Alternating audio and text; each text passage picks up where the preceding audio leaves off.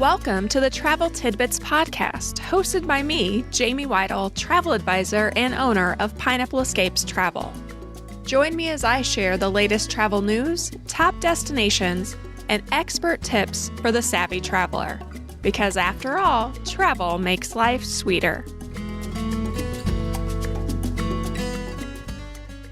Welcome back to the Travel Tidbits Podcast. I'm Jamie Weitl, owner of Pineapple Escapes Travel, and today we're talking about a topic that has been top of mind for many travelers over the past year: Jamaica's recovery following Hurricane Melissa and what that means for guests planning future vacations. I know we've been getting this question a lot, especially when it comes to those that are looking at Jamaica. So when hurricanes impact the destinations we love, which we know happens, especially in the Caribbean, there are always questions. How quickly can the destination recover? What happens to the local communities who really depend on this tourism for their way of life? And what can travelers expect when they return? And if you're returning during that recovery, what that looks like, and then waiting until after the recovery to see what that looks like. So to talk about those questions and even more about Sandals and Beaches, I'm joined by special guest Emily Wise. She's our business development manager for both Sandals and Beaches Resorts. Emily, thanks so much for joining us today. Hi, Jamie. Thanks for having me back. I'm very happy to be here. Yes, we love having you on. So It's always good to be able to share all of the new news and updates. And I know Sandals was hit really hard by Hurricane Melissa, so we want to make sure that we talk about what that's going to look like moving forward. So let's start a little bit with the big picture. So Hurricane Melissa had a very significant impact on Jamaica in late 2025. We had actually been there just a few weeks prior. Our team had went with you to see Sandals Duns River. And while there were a lot of headlines about resort closures, there was obviously a lot more happening behind the scenes and a lot happening for the locals that live there as well. So let's talk a little bit to start about the impact the storm had on Jamaica and what that recovery has looked like from Sandals and Beaches perspective. Absolutely. I mean, you and I had some big plans. Like we had filmed a podcast. We did one with Derek Meany, who at the time was the resort general manager at Sandals Duns River, which is located in Ocho Rios in Jamaica. And we recorded a podcast that was set to air. And then the hurricane came through and it kind of shook everything up. So the best laid plans, I guess.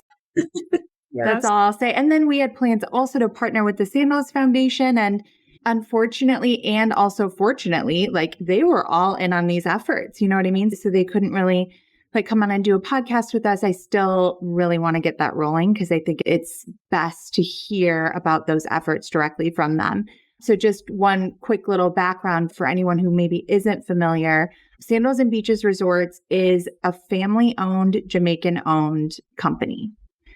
That in and of itself, when something like a hurricane comes through that causes the amount of damage and affects the country in the way that it does, we're the first ones on the scene. Our company really sets an example in partnership with the local government and also in partnership with global governments to come in and start relief efforts. Additionally, we do have a nonprofit side called the Sandals Foundation, which they were just ready to deploy and partner and be boots on the ground there. So there was a lot that we had to contribute right out of the gate. Adam Stewart, who's our owner and executive chairman, he has a hangar at Montego Bay Airport that they were able to utilize to fly in various supplies and store them after that hurricane came through last year in October. And we were really able to help respond quickly. Additionally, one of the first things we made sure of is are all of our people who live on the island, who work in our call center, who work at one of our corporate offices down there, who work in all of our resorts, is everyone okay? Is everyone accounted for? And then following that, once we make sure our people are taken care of, then we can start going out and helping in the local communities and things like that. But one thing I can say is we did have everything closed for a period of time while everything was assessed, of course. 3 out of our 7 resorts remain closed presently. And we can talk about that more in a few. But those 3 resorts that have remained closed, we've been able to keep them 100% on the payroll with benefits, health benefits, all of that, their full salaries. And then also persons who wanted to go out and maybe have an opportunity to work on a different resort on a different island.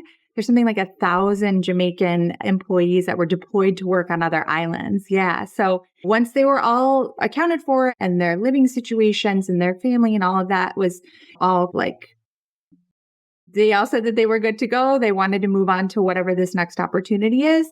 And we were able to help them do that. So I couldn't feel more proud of the collective efforts and what everyone's been doing to make sure our Jamaican family is okay. Yeah, I love that. And I think that's one thing that Sandals and Beaches does really well is take care of their employees and make sure that it is more than just a job. Like when something like this happens, everybody has to come together. And Absolutely. So we had originally talked about having our Christmas give back with Sandals Foundation as more like I had loved the golf program where local kids were able to come in and learn golf. And so that was what we had originally talked about. And then after the hurricane, the money shifted and went to hurricane relief efforts. So that's what Pineapple Escapes did last year.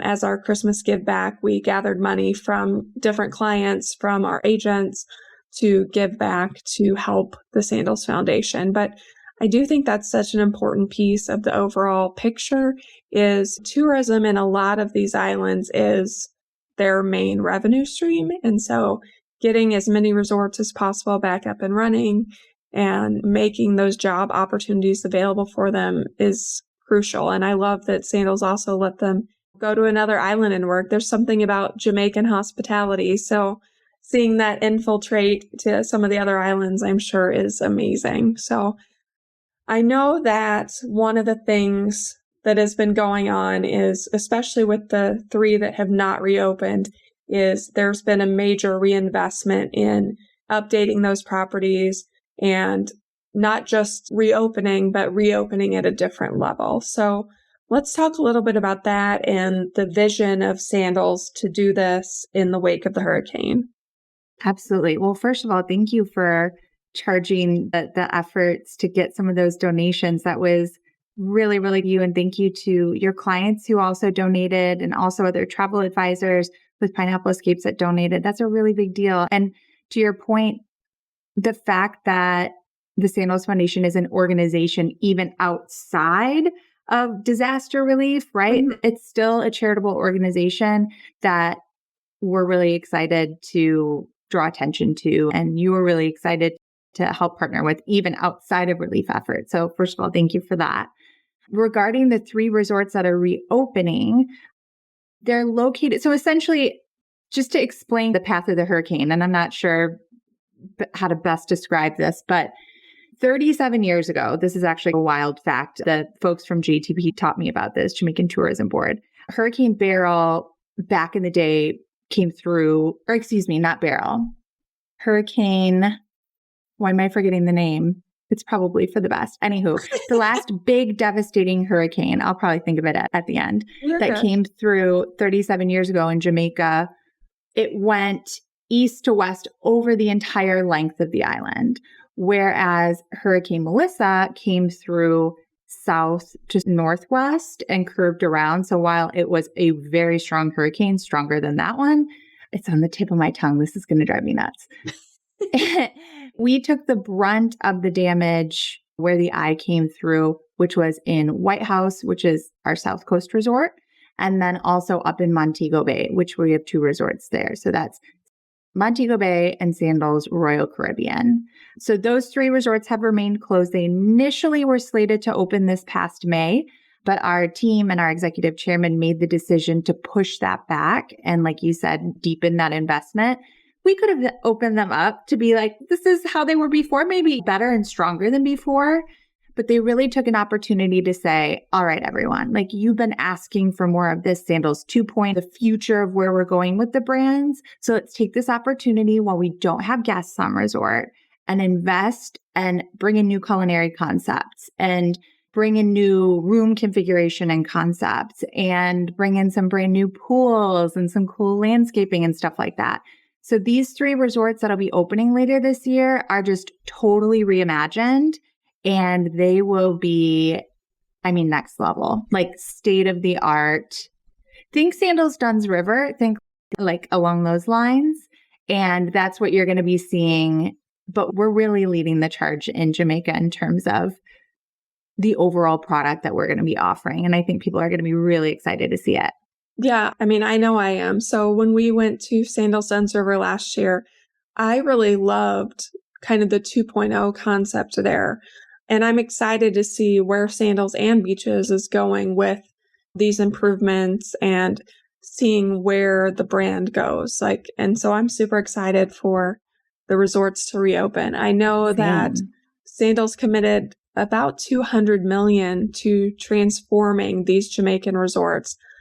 That's a very big investment. Yes. It sure is. But I think that this was really smart for the company to reinvest and rebuild to this next level. I think that's really what a lot of people are looking for and looking for that next bit. So let's talk a little bit about the other resorts then, and what was the reopening time for the other resorts on Jamaica. Absolutely. We have 2 resorts in Negril. Those opened beginning of December of 2025. And then we have another 3 resorts in Ocho Rios. So on 2 different parts of the island. But the damage was really very minimal in terms of what they assessed immediately following the hurricane. Ocho Rios was pretty much untouched.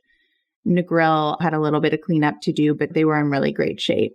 One thing that I'll say, since the hurricane rolled through, I've had the opportunity to visit the island and our resorts 2 times, and watching everything unfold on the news and how the news likes to deliver bad news and not necessarily updates, and in terms of the resilience of the country and how people have come together and how they're building back stronger and better than ever. I was really excited to go there in Jamaica just to see, truly to hear from my colleagues on resort, are you really ready? Sure, I think everyone can deal with a few fallen trees around or welcoming guests back and seeing maybe there are still some recovery efforts underway. I think everybody can still feel good about coming back to the country, but I really needed to hear from my colleagues that they truly were ready. And the response to us being there, their colleagues, with them closed, about to reopen in December, was so emotional and overwhelming, which is their excitement. They were ready to get back. They were ready to welcome guests back. The relationship that my colleagues on resort have built over the course of time with the guests, especially the repeat guests, is really important, not only financially in terms of their livelihood, but just socially and creating a sense of normalcy and making those connections and those friendships. They were ready. And it was only a couple months that they had kept the doors closed, maybe even only 6 weeks, something like that. But when I was there, they were making little updates that they couldn't do while people were there, right? They were repainting the no diving signs at the pool, at Beaches, the grill, and just those little touches. So even though they didn't necessarily have to do a ton of work, they were able to get to those little nagging things that maybe are hard to do while there are guests around. So they opened their doors and the Christmas decorations were up, and they were this beacon of light over in Negril. And then in Ocho Rios, actually, I've been back 3 times. I lied. I vacationed in Ocho Rios with my husband earlier this year and had my own personal stay at Royal Plantation, which is, oh my gosh. I told you I wanted to do that. We toured it together. When we toured it, you were talking about it. This is beautiful. This is it. It's so beautiful. And I think it had been a really a very emotional roller coaster from afar, not even being in the thick of it, and just trying to do my part as a BDM to try to help as much as I could and spread the message that it's going to be okay and everything is going to be better than ever, and that my colleagues are ready to welcome guests back. But yeah, I had my own personal vacation in Ocho Rios and Royal Plantation. It's pretty good, Jamie. It's pretty good. If you ever want to go somewhere and just fully shut your brain off, yes, and just be please just tell me where I'm supposed to arrive when for dinner. Is there entertainment? Take it or leave it, cool. Like, I just want to veg. It was excellent. But everyone on resort truly, since they've been back up and running at those 5 resorts, it's been going amazing. The response has been amazing from guests. And I'm just really excited for these next 3 and this next phase. Yeah, I completely agree. So, and I also agree. I'm so excited you guys got to do that. But I know. When I get to take a personal vacation, and once you work in the travel industry, there's a difference between work travel and personal travel. Yes. And when I'm doing a personal trip, that's exactly what I want. I want to be able to unplug, to unwind. And I do think Royal Plantation has that vibe to me too. Like, I'm excited you guys got to go. So that's awesome. Highly recommend. I love it.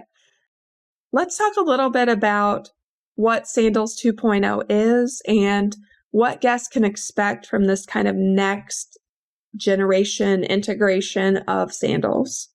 Absolutely. I think I keep saying the word absolutely. They tell you absolutely when you listen to recordings back, you're like, dang, why do I keep saying that word? No, because I just keep agreeing with you, Jamie. Sandals 2.0 as a concept really is what's next for us as a brand. It's our 45th year anniversary this year. Sandals Montego Bay with their reopening later on this year. So December 18th, Sandals Montego Bay and Sandals, we're calling it Caribbean Key. Okay. No longer Royal Caribbean. So they're renaming that. Okay. Those 2 will open December 18th. And then Sandals South Coast in Westmoreland, Jamaica, they'll open in November. So November 18th. Awesome. Essentially with those and anything that we refer to as Sandals 2.0, it's refreshed rooms or renovated rooms with modern furnishings. We try our best to utilize and recycle furniture as much as we can and refinish them because the pieces that we have are beautiful and a lot of times locally made and things like that. So as much as we can do that, we definitely try to, which I admire. Also, culinary is a big thing. I think that there was a point in time where I'm sure you can identify this too. You go to an all-inclusive in the Caribbean or Mexico, anywhere where there are all-inclusives that are abundant. And the idea is, you come here and you can have cuisine from all over the world readily available to you. Well, I think the modern traveler and even our repeat clients want more of the local flavor. Like our most popular restaurants are like Jerk Shack, Yes. which is super simple and really approachable and like some authentic Jamaican favorite to the point where we've peppered it all over the Caribbean at our various resorts. We do have a new dining concept also called Bucan, which premiered down at St. Vincent and the Grenadines. And that's a new concept for us, maybe one of my favorite dining experiences ever. And that says a lot, especially in the all-inclusive world. Each location is a little bit different. So there's one in St. Vincent, there's one in St. Lucia now, and we will be opening one at Sandals Montego Bay, which is very, very exciting. And essentially they do a couple seatings per night and it's all family style. So it's really cool. So you're welcomed into the restaurant. You have a little welcome drink. They do boozy or non-boozy. They welcome you into the kitchen. Everything's cooked over an open flame. They partner with the local farmers to get fresh local ingredients. And then you sit down at a table with strangers, most likely, unless you're traveling with a group. And the servers and the chefs come out and tell you the story of the food that they're serving. They tell you what it is, how to eat it, a little bit about the ingredients, and it forces you out of your comfort zone a little bit to try things that maybe you've never tried before. And it's such a cool experience and it's really fun and interactive. And so they're bringing that to Montego Bay. That's been super popular. I'm now a huge fan of curried lamb. I'm not a big lamb person, but I still dream about it. It was very good. Yeah. No, that sounds delicious. It's really cool. So culinary concepts for sure. And it's really about grabbing feedback from people. Everybody wanted a bigger pool in Montego Bay. They finally had a chance to bring in and do a bigger pool in Montego Bay. So that's Sandals 2.0. Same thing with when you enter into a resort, everyone's always really, really impressed when you're in the lobby and you can easily find the ocean. So I think it's those things and really gathering that feedback from guests and making those little modernizations. That's the best example of Sandals 2.0 that I can give. I love that. We saw this with Dunn's River, and I think that was what I really liked about our stay there, was being able to see that elevated culinary experience, see the Blue Mountain coffee, to actually experience those things and understand where the brand is going. I mean, a lot of my middle-aged friends honeymooned at Sandals back in the dark ages, now that we're old and our kids are going off to college. And it's interesting to see this evolution of the brand and how everything is changing and becoming more modern and more what the more savvy traveler wants at this stage. So I think that's really exciting. I personally really loved the coffee at Sandals Dunn's River. I thought that was such a nice touch to have the Blue Mountain coffee, and the little coffee shop was so cute with all the decor. And that's coming everywhere, like Bloom Coffee, slowly but surely. I have a feeling you'll see it popping up in what's not even necessarily considered 2.0 yet, more of like our kind of like legacy style resorts. There, anytime there's an opportunity to bring in a Bloom coffee shop, so BLUM, I found out embarrassingly late that it's short for Blue Mountain, which is the coffee from Jamaica, right? And yeah, those are coming to the new resorts that are opening in Jamaica as well. So very, very excited about that. I'm glad you loved it. I love it too. That was perfect. So we've talked a little bit about what's happening at the resorts that are going to reopen, when they're going to reopen. So I think that's really exciting. And you said Royal Caribbean's going to be what now? Caribbean Key. Because Caribbean Key. Okay. CAY pronounced, it's all right. Let me be honest. It's kind of like a potato situation. Key, K. Yes. I think from like a marketing standpoint, from a brand standpoint, we're pronouncing it Key. Okay. But there's really no right or wrong way to say it, but it's spelled CAY. And that's because we do have that private offshore island right there off Montego Bay, which will be unveiling a brand new restaurant as well called Parasol. Very exciting. There was a restaurant there for many, many, many, many years called Royal Thai. And yeah, we're reimagining that. And I think everyone's going to be very, very happy with that. I love that. So let's just summarize a little bit. 5 of the resorts are open. Correct. 3 more are coming. What else is new for Sandals in general? Like, are there other resorts that are coming, things we should be aware of? We just opened a new village at Beaches, Turks and Caicos. So that resort is a beast. It's super big, but it's not so big that like you need to have a little golf cart to get around. So I love the fact that it's a walkable size. It's an approachable size. You can get from one side to the other really in about 10 minutes, just on foot. But we did just open a brand new village there called Treasure Beach Village. This is Beaches 2.0. I think the biggest thing for us really looking forward, in addition to just making updates in our existing Sandals resorts, which is adults only, Beaches is going to be a huge focus for us in terms of that all ages family resort.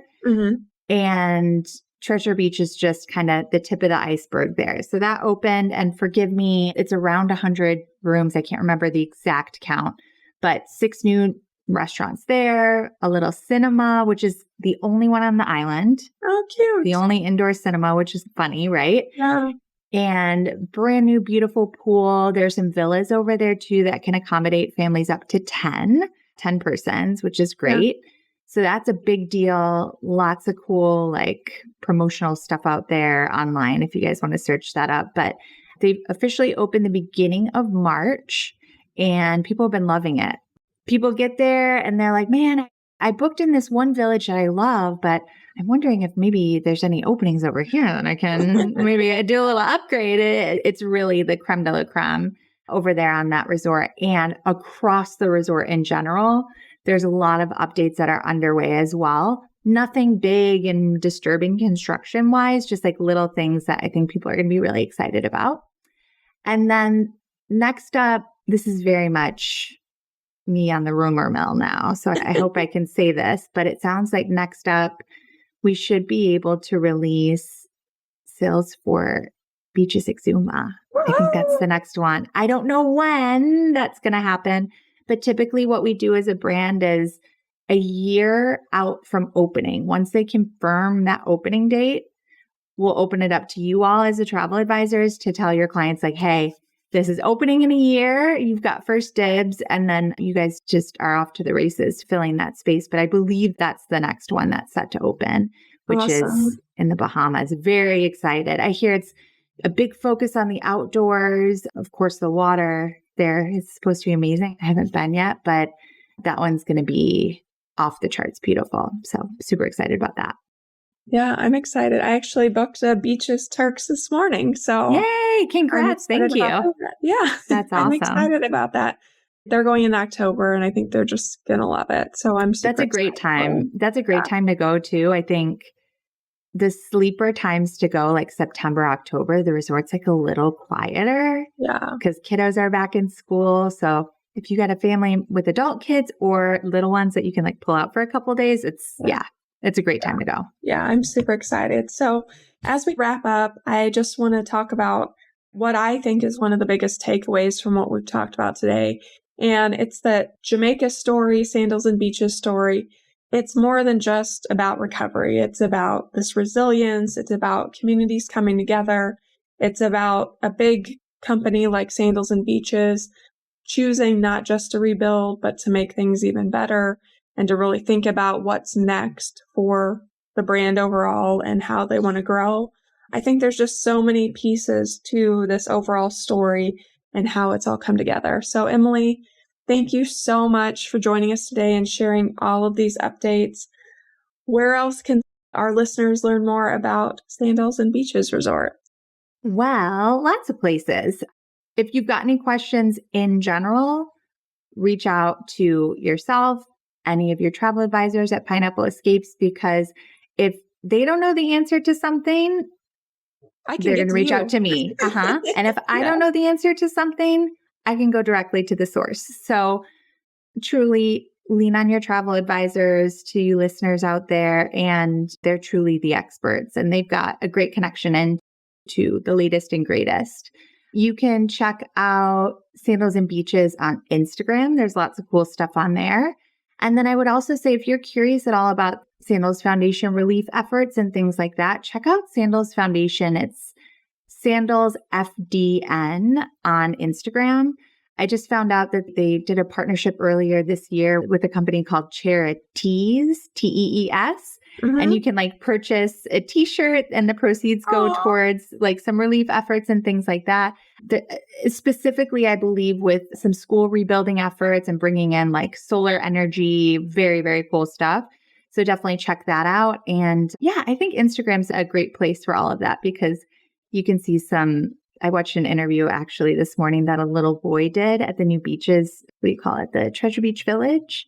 And this little boy was interviewing Adam Stewart, and it was super cute. He asked him, "Did you ever steal robes from the resort? Be honest." I shared that. I was looking at your story before we started podcasting. And so yeah, lots of really fun and cheeky and educational stuff on there on Instagram. Yeah, I love that. And yes, absolutely. Please reach out to our Pineapple Escapes agents. We do have our direct tie to Emily, who then has a direct tie to everyone at Sandals and Beaches. So if you have questions, if you're looking at something, if you're ready to book, we are here to help and would love to help you start planning a Jamaica vacation or any of the other islands that Sandals and Beaches is currently on. There's great family vacation options at Beaches, romantic or girls getaway options at Sandals, and we're available to help you pick the right resort, find what you're looking for, and make your next vacation perfect. So you can check us out at www.pineappleescapes.com.